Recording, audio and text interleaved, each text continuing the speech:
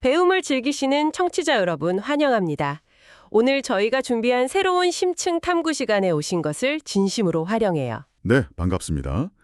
오늘도 청취자 여러분과 함께 아주 깊은 이야기를 나눌 생각에 벌써부터 기대가 되네요. 늘 그렇듯 오늘도 여러분의 지적 호기심을 꽉 채워줄 아주 특별한 자료들을 한가득 쌓아두고 기다리고 있었습니다. 오늘 저희 앞에는 정말 흥미롭고 어쩌면 우리 삶을 대하는 태도를 통째로 뒤흔들 만한 묵직한 보고서가 하나 놓여 있죠. 맞아요. 바로 30년간의 정신과 임상 경험과 10년간의 경영학 쪽 통찰을 하나로 촘촘하게 녹여낸 자료입니다. 네, 이유경 정신건강의학과 전문의가 작성하신 증상, 문제, 갈등 극복을 통한 현대인의 통합적 치유 및 정신건강 분석 보고서죠. 제목부터가 심상치 않습니다. 네, 제목이 약간 길긴 한데요. 하지만 이번 심층 탐구의 미션은 아주 명확해요. 우리는 오늘 단순히 아프지 않은 상태 혹은 병이 없는 상태를 이야기하려는 게 절대 아닙니다. 그렇죠. 그 이상을 봐야 합니다. 현대인인 우리를 매일같이 지루하게, 때로는 고통스럽게 괴롭히는 세 가지 키워드가 있잖아요. 바로 증상, 문제, 갈등. 이 세 가지의 진짜 본질이 무엇인지 그 밑바닥까지 한번 제대로 파헤쳐 볼 겁니다. 네, 외부에서 주어지는 약물에만 의존하는 수동적인 입장을 넘어서는 거죠. 나 스스로가 내 삶의 실존적이고 통합적인 치유의 지도를 직접 그려보는 아주 중요한 시간이 될 겁니다. 자, 이제 본격적으로 파헤쳐 볼까요? 아주 기대되는 여정입니다.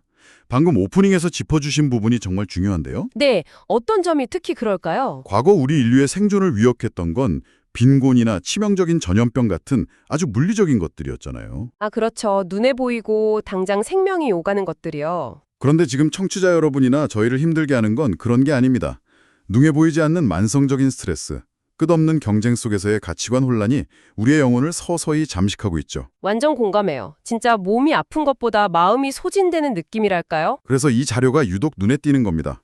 우리가 겪는 심리적 고통을 단순히 빨리 제거해야 할 귀찮은 질병으로 취급하지 않거든요. 그럼 어떻게 보나요? 오히려 그 고통들을 우리가 인격적으로 성숙하고 삶에서 중요한 실존적 결단을 내리도록 등을 떠미는 아주 강력한 신호로 해석하고 있습니다. 고통을 대하는 프레임 자체가 완전히 다르네요. 그래서 저희가 첫 번째로 뜯어볼 주제가 바로 내 안에서 일어나는 증상입니다. 네, 심텀이라고 하죠. 우리가 흔히 정신과적 진단이나 마음의 병이라고 하면 엄청나게 복잡하고 어려울 것 같잖아요. 실제로 현대 정신의학의 기준이 되는 DSM-5라는 진단 분류 체계를 보면 병명이 무려 350여 개나 된다고 해요. 350개요? 듣기만 해도 숨이 턱 막힙니다. 저도 처음 보고 진짜 놀랐어요. 그런데 보고서에서 가장 흥미로웠던 건 이 수백 개의 진단명들이 임상적으로 보면 딱 6가지 핵심 증상으로 요약된다는 거였어요. 아주 명쾌하게 정리가 되죠. 더 놀라운 건 이게 다름 아닌 시간과 기가 막히게 연결되어 있다는 점이었죠. 도대체 시간과 우리의 마음의 병이 무슨 상관이 있는 건가요? 아주 예리한 포인트를 짚어주셨어요. 우리가 보통 마음이 아프다고 할 때 그 고통이 어디서 오는지 가만히 들여다보면 거의 항상 시간의 축에 묶여 있습니다. 네, 자료에 나오는 육각형 모델을 보면 이해가 확 되실 텐데요. 예를 들어 아직 오지도 않은 불확실한 미래의 시간에 내 마음이 갇혀서 빠져나오지 못하면 그게 바로 불안이 됩니다. 미래에 갇히면 불안. 반대로 이미 다 지나가 버려서 돌이킬 수 없는 과거의 시간에 갇혀서 에너지를 다 써버리면 그게 우울이 되는 거고요. 진짜 직관적이네요. 과거에 갇히면 우울, 미래에 갇히면 불안. 그럼 나머지 증상들도 다 시간과 관련된 건가요? 그럼요.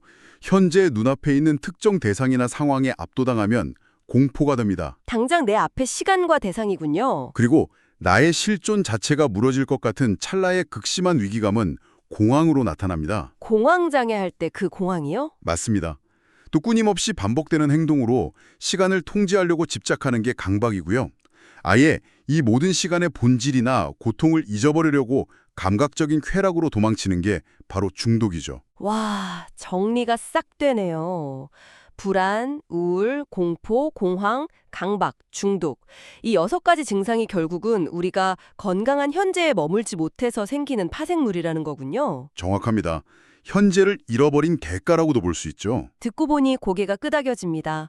우리는 맨날 과거는 잊고 미래를 준비하자고 입버릇처럼 말하지만 정작 그 생각에 짓눌려서 오늘, 지금 이 순간을 잃어버리고 사는 것 같아요. 바로 그 지점에서 아주 흥미로운 철학적 통찰이 더해지는데요. 인간은 동물과 다르잖아요. 그렇죠. 우리는 생각을 하니까요. 동물들은 감각의 세계, 즉 감각의 감옥 안에서 철저히 현재만 살아갑니다. 배고프면 먹고 졸리면 자죠.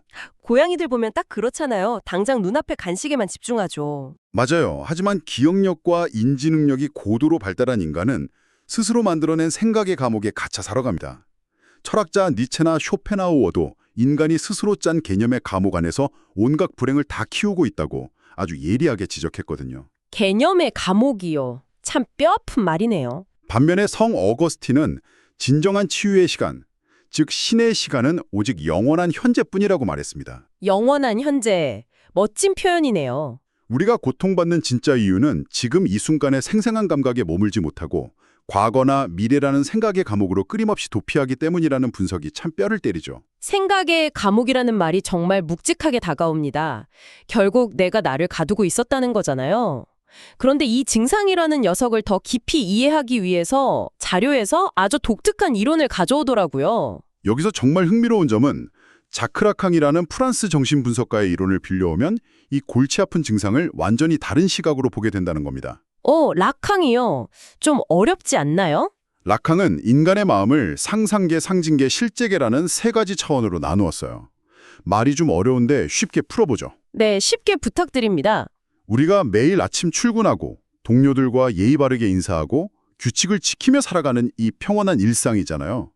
라캉은 이 매끄러운 사회적 현실을 일종의 잘 짜여진 환상, 즉 상징계라고 불렀습니다. 우리가 철석같이 믿고 있는 이 일상이 사실은 거대한 세트장 같은 환상이라는 거군요. 네, 일종의 사회적으로 약속된 매트릭스 같은 거죠.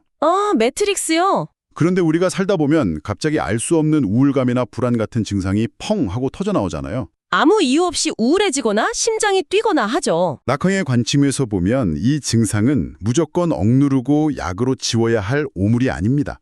오히려 우리가 매일 걷고 있는 이 평온하고 매끄러운 일상이라는 도로 한가운데 갑자기 뻥 뚫려버린 싱크홀 같은 거예요. 싱크홀이요?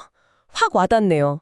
언어나 이성으로는 도저히 포착되지 않는 내 안의 근원적 진실, 즉 실제계가 그 구멍을 뚫고 밖으로 돌출되는 사건인 거죠. 와, 증상이 일상이라는 도로에 갑자기 뚫린 싱크홀이라는 비유.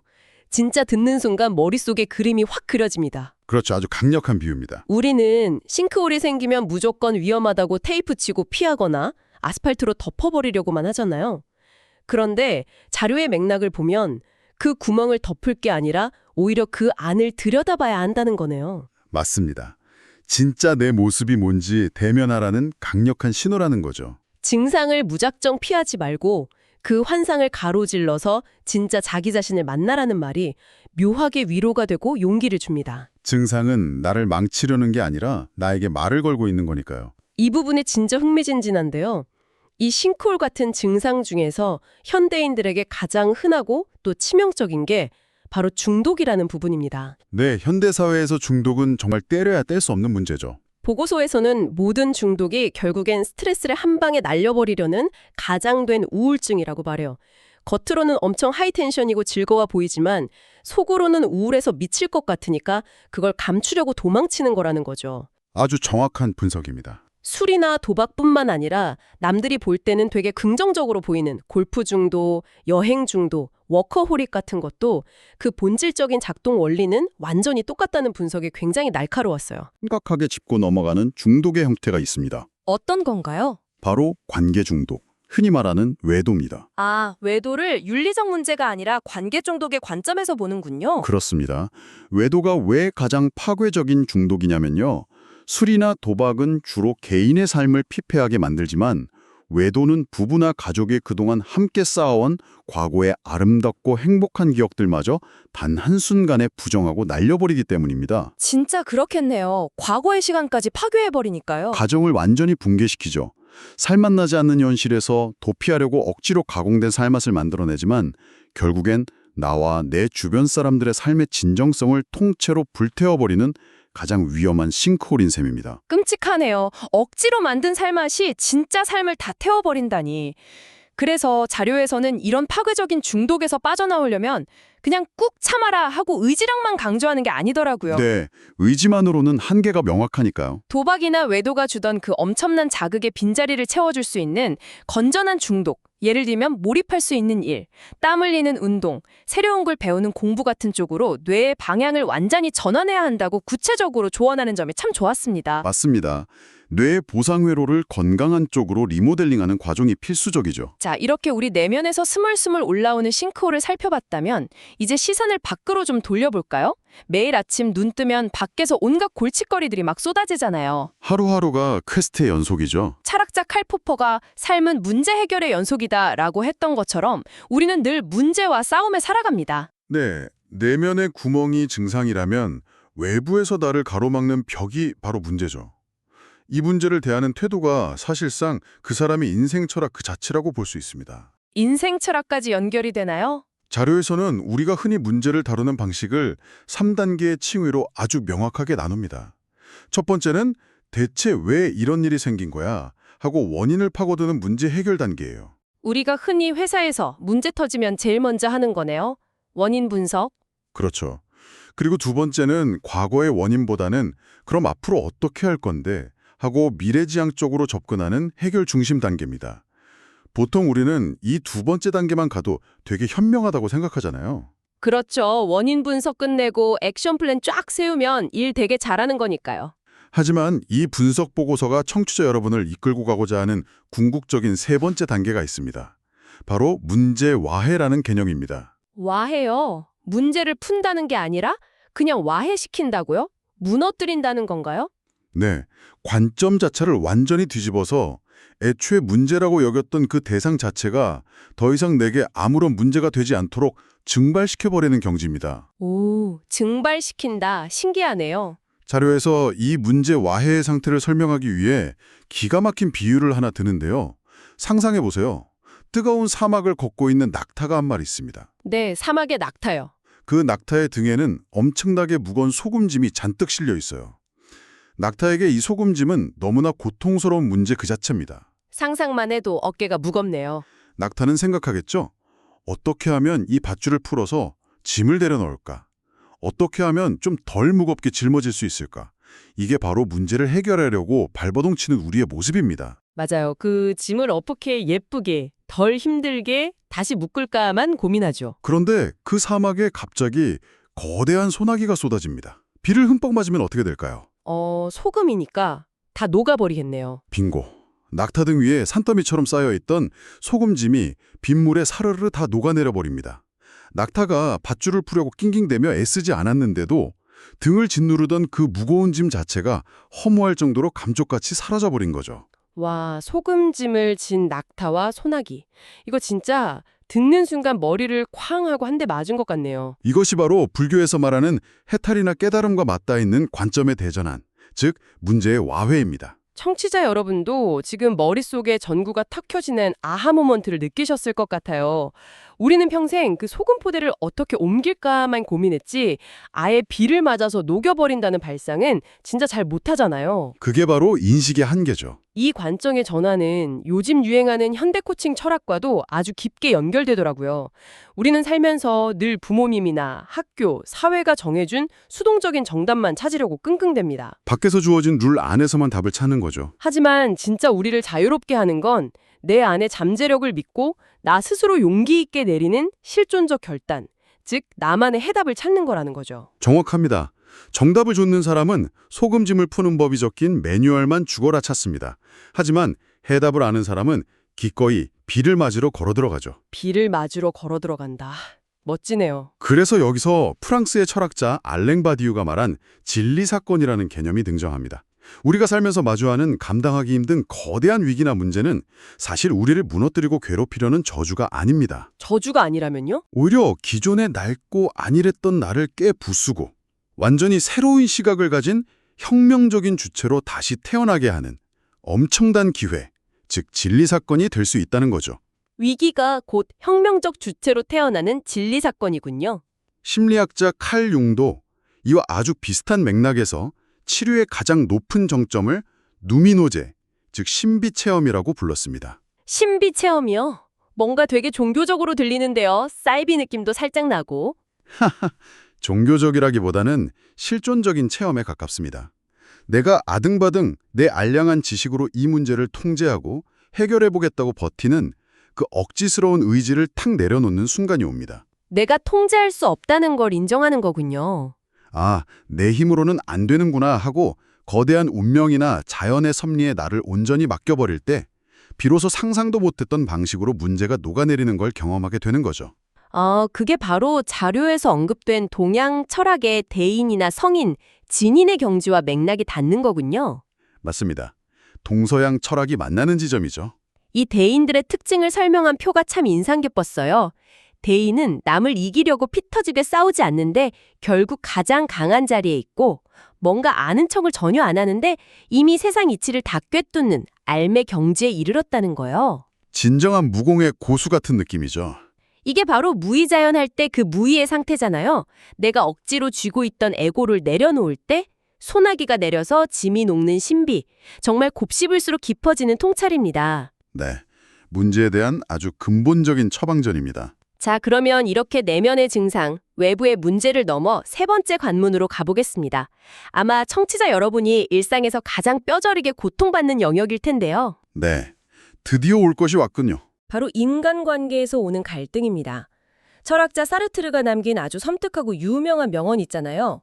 타인은 지옥이다. 네, 아주 강렬한 문장이죠. 직장에서 속 뒤집어 놓는 상사나 도무지 말이 안 통하는 가족들과 징글징글하게 부대끼다 보면 이 한 문장이 진짜 뼛속까지 공감되거든요. 누구나 무릎을 치며 공감하는 말이죠.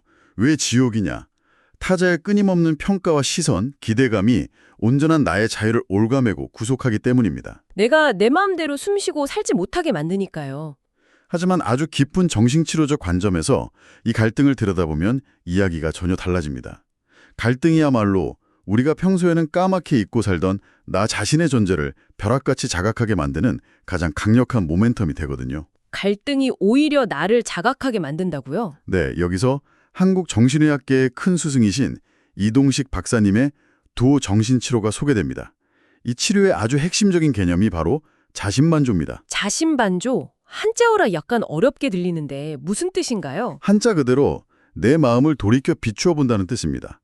누가 나를 부당하게 화나게 하면 우리는 보통 어떻게 합니까? 화살표를 밖으로 향하죠. 저 사람 대체 왜 저래? 성격 진짜 이상한 거 아니야? 하고 남을 탓하죠. 당연히 저 사람이 문제라고 생각하니까요. 그런데 자신반조는 그 비난의 화살표를 180도 돌려서 나에게로 향하게 하는 겁니다. 나한테요? 내가 잘못한 게 없는데도요? 네, 저 사람이 저렇게 행동하는 건 그 사람 몫인데 왜 나는 저 사소한 말 한마디에 이토록 심하게 휘둘리고 분노하는 걸까 하고 내 마음의 상처나 콤플렉스를 비춰보는 거죠. 무조건 내 탓을 하라는 그런 맹목적인 자책이 아니라 내 마음이 왜 이렇게 반응하는지 그 작동 방식을 관찰하라는 거군요. 맞습니다. 그렇게 할 때 타인의 반응에 일희일비하지 않고 비로소 내 삶의 운전대를 내가 쥐는 진정한 주인공이 될 수 있다는 철학입니다. 정말 멋진 접근이네요. 화살표를 나에게 돌린다. 철학자 하이데거의 실존주의도 딱 이 지점과 연결됩니다. 하이데거는 우리 현대인들이 평소에 잡담, 호기심, 애매성이라는 가벼운 일상성에 푹 빠져서 진짜 자기가 누군지도 모른 채 가짜 존재로 살고 있다고 아주 따끔하게 비판했어요. 가짜 존재요? 남들 사는 대로, 남들 말하는 대로 그냥 휩쓸려 사는 거 말이죠. 네, 남들 다 보는 드라마 보고 유행하는 맛집 가고 주식 얘기하고 그러면서요. 뜨끔하네요. 저도 어제 남들 다 보는 넷플릭스 봤거든요. 그런데 어느 날 인간관계에서 도무지 감당하기 힘든 갈등과 불안이 쓰나미처럼 덮쳐옵니다. 그럼 어떨까요? 이 지독한 고통은 우리를 그 안일한 일상성의 늪에서 강제로 머리채를 잡아 끄집어냅니다. 멱살을 잡고 흔드는 거네요. 그리고 죽음이라는 인간이 피할 수 없는 절대적인 한계 상황 앞에 우리를 발가벗겨 세우죠. 그리고 준엄하게 묻는 겁니다. 너 남은 시간 도대체 어떻게 살 것인가? 와, 갈등은 그냥 재수 없는 트러블이 아니라 가짜로 꾸며진 존재를 버리고 나의 진짜 존재, 하이데거의 영어로 현존재로 열리게 만드는 영혼의 알람소리라는 겁니다. 갈등이 영혼의 알람소리라니? 철학적 깊이가 어마어마하네요. 그런데 이 무겁고 심오한 철학적 개념이 우리가 매일 부대끼는 일상적인 남녀 관계로 쏙 들어오면 또 굉장히 피부에 와닿고 현실적인 통찰로 이어지는 게 재밌었어요. 네, 일상생활에 적용하기 딱 좋은 분석이죠. 자료를 보면 남녀가 죽어라 갈등하는 이유를 표면적인 성격 차이나 대화 스킬의 부족으로 보지 않더라고요. 남녀가 진화론적으로 또 심리적으로 겪어내는 고통의 결 자체가 완전히 다르다고 분석합니다. 남성과 여성의 생물학적 심리적 기제가 다르니까요. 남성들은 보통 성장, 이성, 성공을 추구하도록 프로그래밍 되어 있어서 스트레스가 오면 이걸 어떻게든 빨리 제거하려고 공격적으로 반응하잖아요. 이걸 자료에서는 힘듦의 미학이라고 부르더라고요. 네, 그래서 남자들은 입버릇처럼 힘들어 죽겠다 라는 말을 달고 살죠. 맞아요. 달고 살죠. 반면에 여성들은 어떨까요? 여성들은 관계 속에서의 성숙, 감성, 사랑을 훨씬 더 중시하기 때문에 상처가 생겼을 때 그걸 싹둑 잘라내기보다는 그 상처를 보듬고 어떻게든 감내하며 품으려는 경향이 강합니다. 품어내려고 하는 거군요. 이걸 아픔의 미학이라고 표현합니다. 그래서 여자분들은 아파서 못 살겠다고 하죠. 진짜 맞아요. 남자는 힘들게 살고 여자는 아프게 산다는 이 한 줄의 명제가 진짜 많은 걸 설명해 주는 것 같아요. 남편이 회사 일 힘들어 하면 아내는 나도 애 키우느라 마음이 너무 아파 하고 서로 내가 더 고통스럽다며 핑퐁을 치다가 결국 대폭발로 이어지잖아요. 핀트가 완전히 어긋난 채로 싸우는 거죠. 서로가 고통을 느끼고 그것에 대응하는 언어와 방식 자체가 근본적으로 다르다는 걸 이해하는 것만으로도 지옥 같은 갈등에서 화해로 나아가는 아주 중요한 첫 단추가 되어주겠네요. 다름을 인정하는 것에서 진짜 대화가 시작되니까요. 자, 깊은 바다를 헤엄친 기분인데요. 이제 마지막 네 번째 단계인 실천으로 물 밖으로 좀 나와 보겠습니다. 지금까지 저희가 나눈 증상, 문제, 갈등에 대한 통찰이 무슨 구름 잡는 철학관의 이론으로 끝나는 게 절대 아닙니다. 그럼요. 매우 실용적인 보고서입니다. 이 보고서의 바탕이 된 한국인의 정신건강이라는 책을 보면 강박증부터 갱년기 우울증, 요즘 흔한 갑질상사 대처법, 데이트 폭력, 스마트폰과 SNS 중독까지 우리가 일상에서 마주치는 무려 133가지의 아주 구체적인 사례들이 백과사전처럼 빼곡하게 담겨 있다고 해요. 정말 방대한 임상 데이터죠. 특히 환자를 진단할 때 단순히 너는 무슨 병 하고 딱지표만 띡 붙이는 게 아니라 인간을 생물학적, 심리적, 사회적, 영적 존재로 아주 입체적으로 바라보는 PMA 시스템이라는 걸 적용한다는 점이 돋보였습니다. 피스, 평화, 러브, 사랑, 프리덤, 자유, 조이, 기쁨의 관점에서 전인적으로 사람을 평가한다는 거죠. 맞습니다.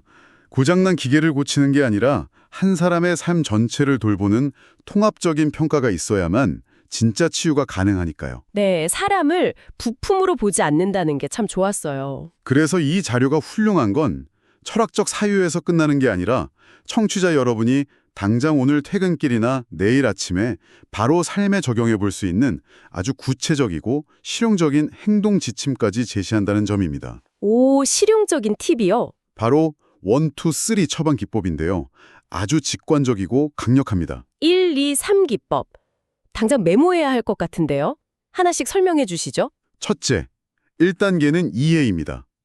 갑자기 불안감이 덮치거나 가슴이 답답한 고통이 찾아왔을 때 또 시작이네. 왜 이러지 하고 피하거나 짜증내지 말라는 겁니다. 보통은 또 왜 이래 하고 짜증부터 나잖아요. 대신 가만히 스스로에게 말하는 거죠.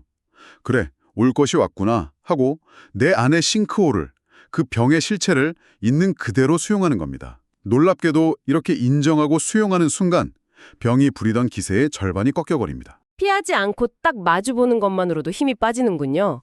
그래, 올 것이 왔구나. 둘째, 2단계는 여유입니다. 마음을 먹었다면 이제 몸을 이완시켜야죠. 마음 다음엔 몸이군요. 눈을 감고 깊은 호흡을 조절하거나 짧은 명상을 통해 뻣뻣해진 신체적 심리적 긴장을 툭 풀어내는 겁니다. 이것이야말로 부작용이 전혀 없는 불안증의 최고의 1차 치료제입니다. 숨을 깊게 쉬는 것, 가장 쉽지만 가장 잘 안 하는 거네요. 그럼 마지막 3단계는요? 마지막 셋째, 3단계는 조금 과격한 단어인데요. 초전박살입니다. 초전 박살이요? 갑자기 확 군대 용어가 나오네요. 하하, 그만큼 단호해야 한다는 뜻이죠. 꼬리에 꼬리를 물고 머릿속에 떠오르는 부정적인 자동 생각들 있잖아요. 난 망했어. 어차피 안 될 거야. 이런 생각들이요. 네, 그런 생각의 고리를 가만히 놔두면 안 됩니다. 벌떡 일어나서 찬물을 마시든 밖으로 나가 달리기를 하든 즉각적인 행동으로 그 생각의 고리를 싹둑 끊어내야 합니다. 아, 머리로 싸우지 말고 몸을 움직여서 끊으라는 거군요. 나쁜 패턴이 뇌에 만상화된 습관으로 굳어지기 전에 초반에 박살을 내버리는 단호한 결단이 필요하다는 거죠. 와, 1. 수용해놔. 올 것이 왔구나. 2. 호흡하며 긴장을 풀어라. 3. 나쁜 생각은 즉각적인 행동으로 초전박살 내라. 1, 2, 3. 진짜 오늘 회사에서 스트레스 엄청 받을 때 화장실 가서 당장 해볼 수 있겠어요. 아주 훌륭한 대처법이 될 겁니다. 그러면 이 모든 게 대체 우리 삶에 무슨 의미일까요? 단순히 스트레스 좀 덜 받고 평안하게 사는 방법을 넘어서서 내 존재 자체를 바꾸는 더 크고 깊은 의미가 있을 것 같은데요. 바로 그 지점이 이 방대한 보고서가 우리에게 던지는 궁극적인 삶의 철학입니다. 자료에서는 복잡한 인간관계와 존재의 의미를 인생의 3가지 방정식이라는 개념으로 아주 멋지게 풀어냅니다. 인생의 3가지 방정식이요. 수학은 별로 안 좋아하지만 들어보겠습니다. 1차 방정식은 개인의 역동입니다. 나를 괴롭히는 과거의 상처나 미래의 불안을 쓰레기통에 과감히 버리고 오직 2발을 땅에 딛고선 지금 여기에 충만하게 머무는 훈련을 하는 시기죠. 아, 과거도 미래도 아닌 현재에 집중하는 1차 방정식. 그걸 지나면 2차 방정식, 즉 집단의 역동으로 넘어갑니다.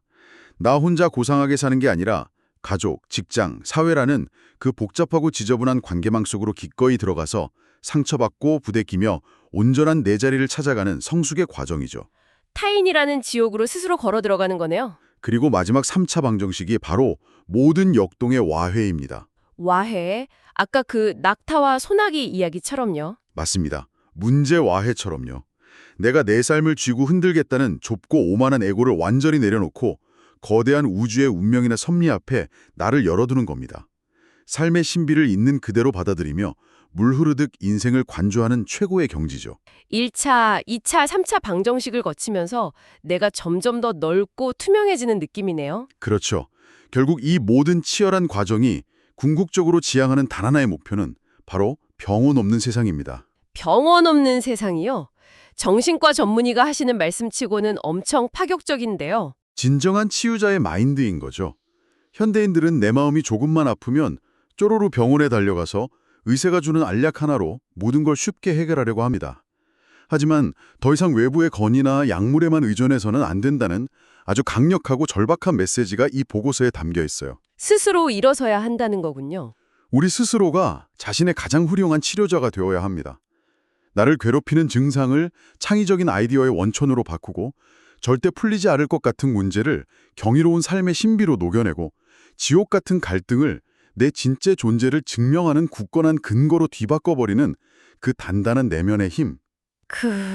그 힘을 기르는 것이야말로 이 자료가 현대인들에게 전하고 싶은 핵심적인 소명입니다.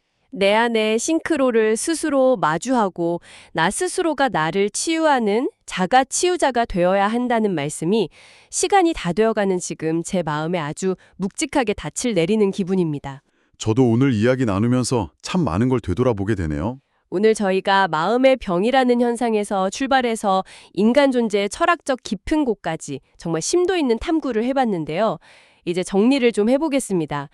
치유라는 것은 결국 외부에서 약을 구하는 게 아니라 겹겹이 쌓인 환상 속에 잃어버렸던 나의 진짜 얼굴, 자기를 찾아 떠나는 용감한 여행이라는 생각이 들어요. 아주 정확한 요약입니다. 우리가 매일매일 마주치기 싫어서 외면했던 증상, 문제, 갈등이라는 여적들이 사실은 나를 골탕 먹이려는 적이 아니었죠.